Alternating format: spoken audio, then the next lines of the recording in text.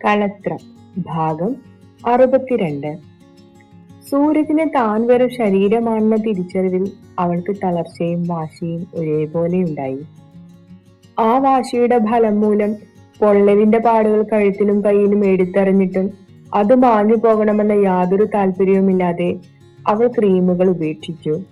കറ്റാർവാഴയുടെ നീര് ചേർത്തുള്ള നാടൻ പ്രയോഗവുമായി ജയന്റെ അമ്മ വന്നപ്പോൾ തനിക്ക് ചൊറിച്ചിൽ തോന്നുന്ന പേരിൽ അവൾ ഒഴിഞ്ഞു മാറി.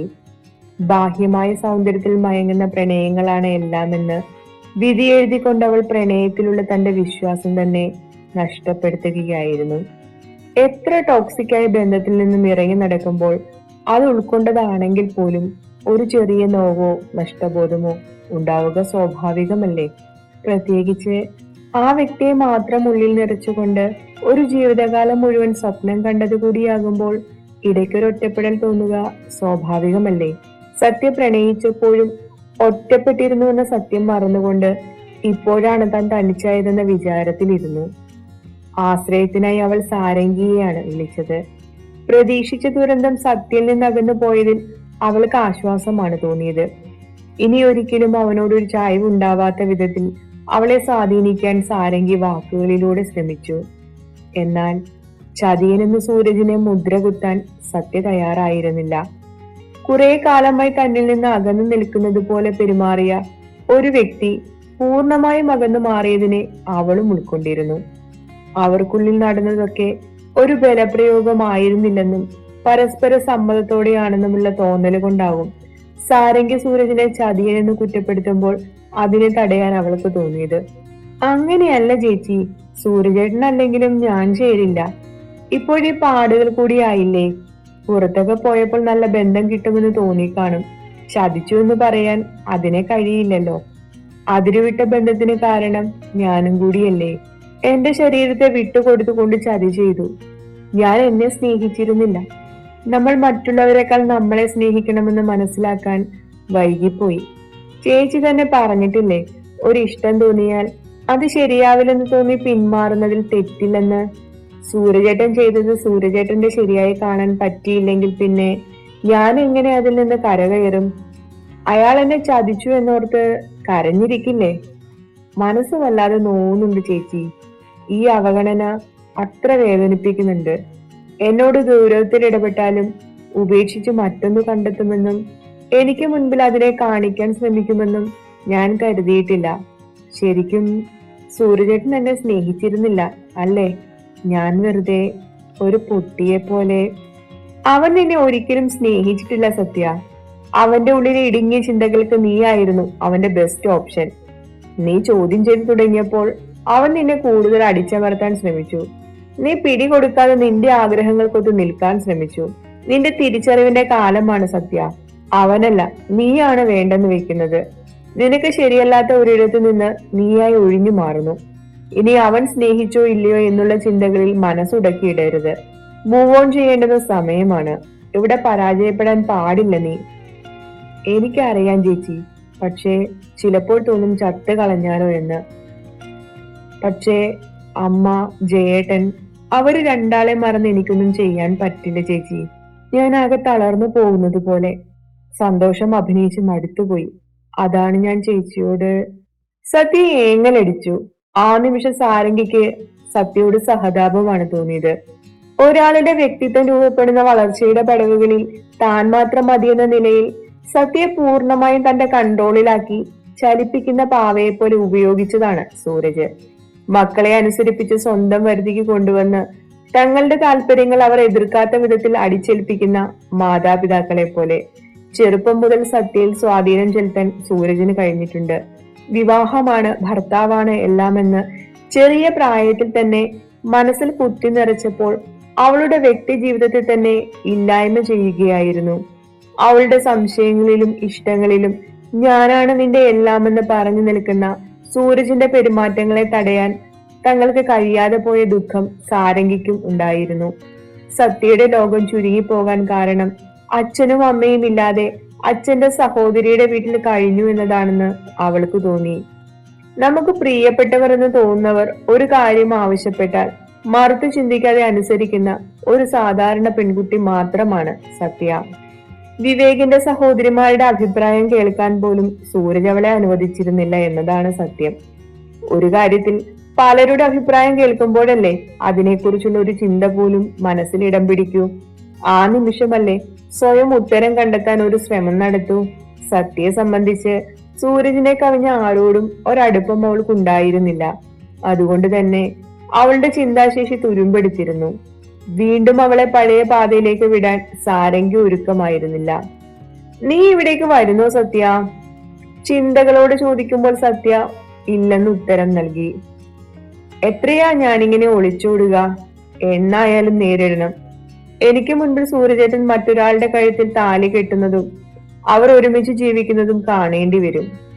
അത്രയും വലിയ കാഴ്ചകൾ കാത്തിരിക്കുമ്പോൾ ഈ ചെറിയ സംഭവങ്ങളിൽ തന്നെ ഞാൻ തളർന്നു പോയാൽ സത്യ പിന്നെങ്ങനെ അതിജീവിക്കും ചേച്ചി? തകർച്ചയിൽ നിന്നുകൊണ്ട് അവൾ കരുത്ത് സമ്പാദിക്കുന്നത് പോലെ സാരംഗിക്ക് തോന്നി. അല്പസമയം കൂടി സംസാരിച്ച ശേഷമാണ് അവൾ കോള് കട്ട് ചെയ്തത്. 1.5 ആഴ്ചയ്ക്ക് പകരം 2.5 ആഴ്ചയോളം ജയന്റെ വീട്ടിൽ നിന്ന ശേഷമാണ് സത്യ തിരികെ വാര്യത്തേക്ക് എത്തിയത്. അപ്പോഴേക്കും സൂരജ് തിരികെ പോയിരുന്നു. ജയനും അതിനുവേണ്ടി മാത്രമാണ് അവളെ പിടിച്ചു നിർത്തിയത്. അവളുടെ മനസ്സ് സൂരജില്ലായ്മയുമായി പാകപ്പെടണമെന്ന് അയാൾക്ക് തോന്നിയിരുന്നു. പ്രത്യേകതകൾ ഒന്നുമില്ലാതെ ദിവസങ്ങൾ ഓടിമറയുമ്പോൾ ആഴ്ചകളുടെ അവസാനങ്ങളിൽ സത്യ കൃത്യമായി നൃത്തവും പാട്ടും അഭ്യസിച്ചു പോന്നു. പഴയ പോലെ വിശാലിന്റെ വീട്ടിൽ ചെല്ലാറുണ്ടെങ്കിലും അവനെ അപൂർവമായി മാത്രമേ കാണാറുള്ളൂ. വിദ്യാഭ്യാസ കാലയളവ് കലാപരമായ വികാസത്തിനും പ്രാധാന്യം കൊടുക്കേണ്ടതാണെന്ന തോന്നൽ കൊണ്ട് അവൾ കോളേജിലെ കലാതിലക പട്ടം സ്വന്തമാക്കാൻ ആത്മാർത്ഥമായി ശ്രമിക്കാനും തുടങ്ങി. അതുവരെ ആരും അറിയാതെ ഒതുങ്ങിക്കൂടിയിരുന്നവൾ മെല്ലെ പുറത്തേക്ക് വരാൻ തുടങ്ങി. അതിന് പ്രധാന കാരണം സാരംഗി വിവാഹം ചെയ്യാൻ പോകുന്ന പയ്യന്റെ സഹോദരൻ ബിനോയിയും ഭാര്യ പ്രീതിയും ആ കോളേജിലെ ലെക്ചേഴ്സ് ആയിരുന്നു എന്നതാണ്. സത്യയുടെ ഉൾവലിഞ്ഞ സ്വഭാവം മാറ്റാൻ ക്ലാസ് ഇൻചാർജായ സാറയുടെ സഹായം അവർ തേടി. മാത്രവുമല്ല NSS, eco club, women cell, class rep എന്നിങ്ങനെ പല ചുമതലകൾ അവളിലേക്ക് എത്തിപ്പെട്ടു. അവൾ പോലും അറിയാതെ തന്നെ അവളിലെ ഉൾവലിഞ്ഞ സ്വഭാവം മാറുകയായിരുന്നു. മറ്റുള്ളവരെ അഭിമുഖീകരിക്കാൻ അവൾക്കുള്ള ബുദ്ധിമുട്ട് മെല്ലെ മാറി.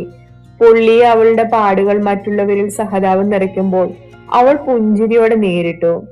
ആ പാടുകൾ കൊണ്ടാകും അധികമാരും അവളോട് ഇഷ്ടമാണെന്ന് പറഞ്ഞുകൊണ്ട് അടുത്തുകൂടാൻ ശ്രമിച്ചിരുന്നില്ല.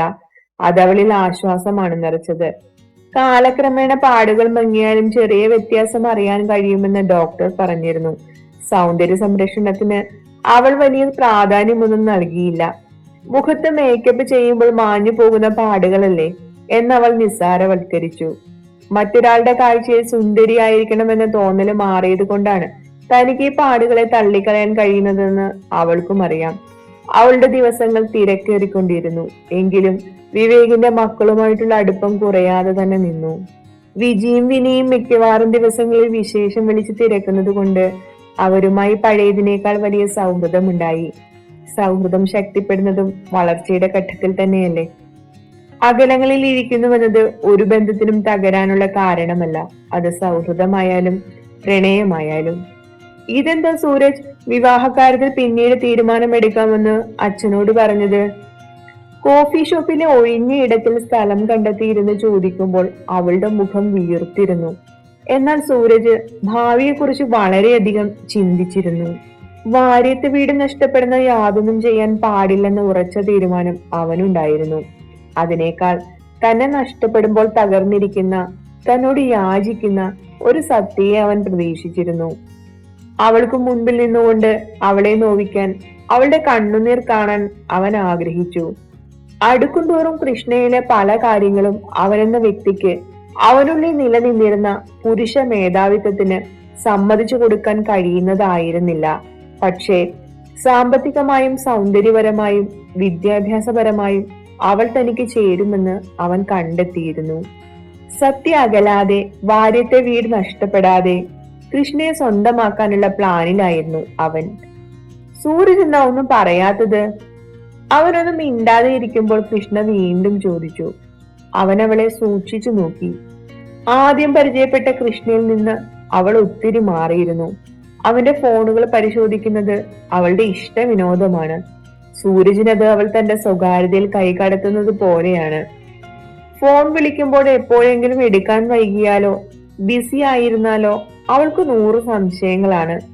അവളുടെ അച്ഛനും അമ്മയും തമ്മിലുള്ള ബന്ധം കണ്ട് വളർന്നവൾ അതേപോലെ ഒന്നാണ് തനിക്കും ആഗ്രഹിച്ചത്. അവന്റെ എല്ലാ കാര്യങ്ങളിലും അവൾ കൈകടത്തും. അവൻ ധരിക്കുന്ന വസ്ത്രം പോലും അറിയണമെന്ന പിടിവാശി ഓരോ ദിവസവും അവൾക്കുണ്ടാകും. ഒരു കുട്ടിയൊക്കെ ജനിച്ചാൽ അവളെ ഒതുക്കി നിർത്താൻ തനിക്ക് കഴിയുമെന്ന വിചാരത്തിലാണ് സൂരജ്. നിന്റെ ക്ലാസ് ഇതുവരെ കഴിഞ്ഞിട്ടില്ല. എന്റെ കയ്യിലും കാര്യമായി യാതൊന്നുമില്ല.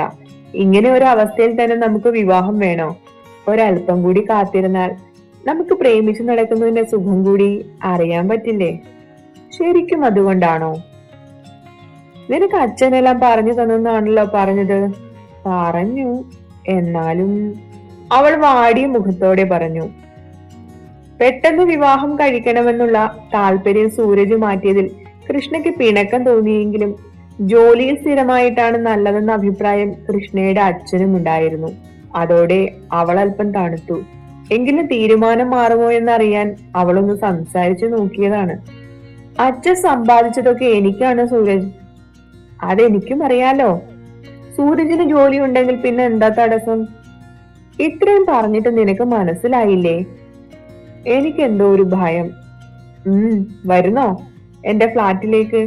ഭയം ഞാൻ മാറ്റിത്തരാം. അവൻ അർത്ഥം വെച്ച് പറയുമ്പോൾ അവൾ കണ്ണുരുട്ടി. അവൻ കൊതിയോടെ അവളുടെ ശരീരത്തിലേക്ക് കണ്ണു പായിച്ചുകൊണ്ടിരുന്നു. അവളുടെ നോ വളരെ വേഗം യെസ് എന്നാക്കാൻ അവനൊരു പ്രത്യേക കഴിവുണ്ടായിരുന്നു. ഇടയ്ക്കുള്ള കണ്ടുമുട്ടലുകൾ അവളുടെ ബന്ധത്തിന്റെ അതിർവരമ്പുകൾ ലംഘിച്ചിരുന്നു. അവനും അവളിൽ നിന്ന് അത്രമാത്രം മതിയായിരുന്നു. ആരെയും ഭയക്കാതെ സ്വന്തം ഇഷ്ടത്തിന് സൂരജും എല്ലാവരെയും വിഡ്ഢികളാക്കിയെന്ന സന്തോഷത്തോടെ സുരഭിയും അവരുടെ പ്രണയകാലം ആഘോഷിക്കുകയായിരുന്നു. കാമുകിക്ക് വേണ്ടുന്ന ഫൈനാൻഷ്യൽ സപ്പോർട്ട് നൽകാൻ അരുണിന് യാതൊരു മടിയും ഉണ്ടായിരുന്നില്ല. തന്നെ വീട്ടിലേക്ക് കൊണ്ടുചെല്ലാൻ അമ്മ പറഞ്ഞു തുടങ്ങിയിട്ടുണ്ട്. പതിവ് പോലെ ഗ്ലാസ് കട്ട് ചെയ്തുകൊണ്ട് കാറിൽ കയറിയ ഉടനെ അരുൺ പറഞ്ഞു.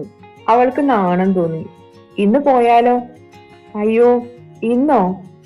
അവൾ ഇട്ടിരുന്ന ഡ്രസ്സിലൊന്ന് നോക്കി. മോശമൊന്നുമല്ല, എങ്കിലും കുറച്ചുകൂടി നന്നായി ചെല്ലണമെന്ന് തോന്നി.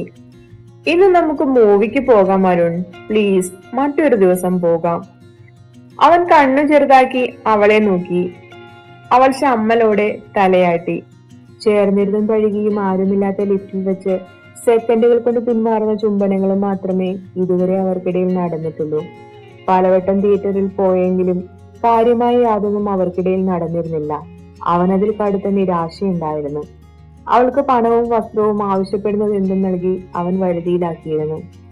സേഫ് വീടാണ്, തിയേറ്റർ അല്ല. അവൻ ഒരിക്കൽ കൂടി അവളോട് പറഞ്ഞു. നാളെ വീട്ടിലേക്ക് പോകാം അരുൺ. വാക്ക് മാറരുത്. ഇല്ല, അവൾ അവന്റെ കയ്യിൽ പിടിച്ചു പറഞ്ഞു. കറുത്ത ഗ്ലാസുള്ള SUV മറ്റുള്ളവരുടെ ശ്രദ്ധയെ ആകർഷിക്കും മുമ്പ് അവൻ മുന്നോട്ടെടുത്തു. ഒരു കൈയിട്ട് അവൻ അവളെ തന്നിലേക്ക് ചേർത്ത് പിടിച്ചു. അവളുടെ വിറയ്ക്കുന്ന ശരീരത്തിന്റെ മാർദ്ദവം അവൻ അറിഞ്ഞു.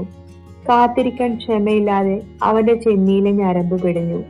തിയേറ്റർ എന്ന് പറഞ്ഞെങ്കിലും അവന്റെ വണ്ടി ചെന്നു നിന്നത് ഒരു വലിയ മാളികയുടെ മുന്നിലാണ്. വണ്ടിയിൽ നിന്നിറങ്ങി സുരഭി തിരിഞ്ഞു നോക്കി. 2 ആൾ പൊക്കത്തിൽ അകലെ കാണുന്ന മതിലും കറുത്ത വലിയ ഗേറ്റും വിശാലമായ പുൽത്തകടി കൊണ്ട് പലതരം ചെടികൾ കൊണ്ടും നിറഞ്ഞിരിക്കുന്ന ഗാർഡൻ, അതിലെ വാട്ടർ ഫൗണ്ടേഷൻ. അവൾ തലതിരിച്ച് അരുണിനെ നോക്കി. പേടിക്കേണ്ട, ഗസ്റ്റ് ഹൗസ് ആണ്. ഇന്നിവിടെ ആരുമില്ലെന്ന് നമ്മൾ വണ്ടിയിൽ കയറിയ ശേഷമാണ് മെസ്സേജ് വന്നത്.